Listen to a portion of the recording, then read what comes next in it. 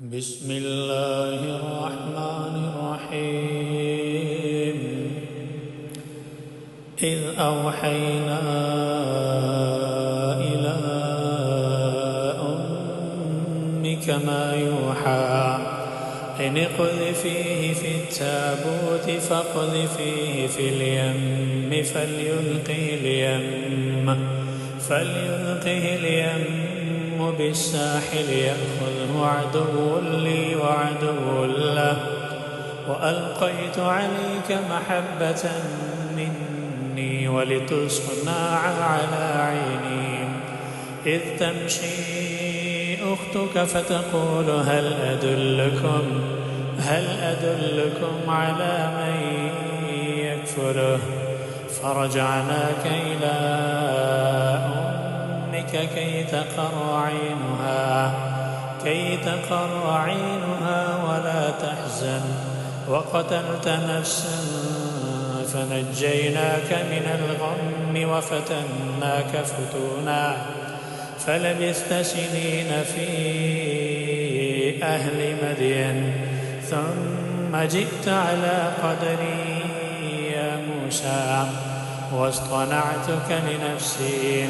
اذهب أنت وأخوك بآياتي ولا تنيا في ذكري اذهبا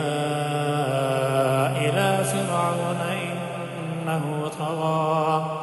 فقولا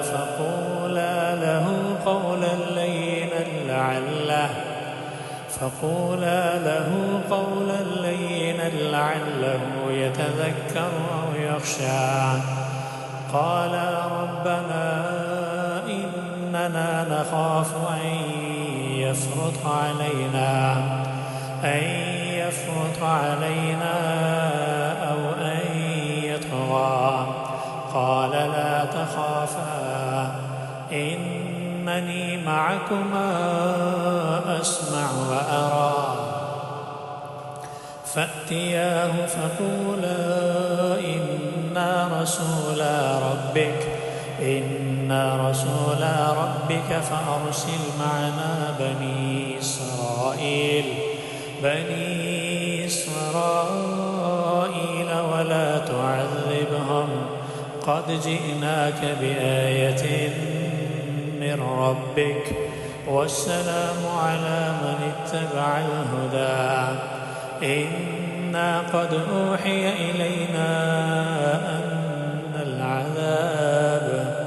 أن العذاب على من كذب وتولى قال فمن ربكما يا موسى قال ربنا الذي أعطى كل شيء خلقه ثم هدى قال فما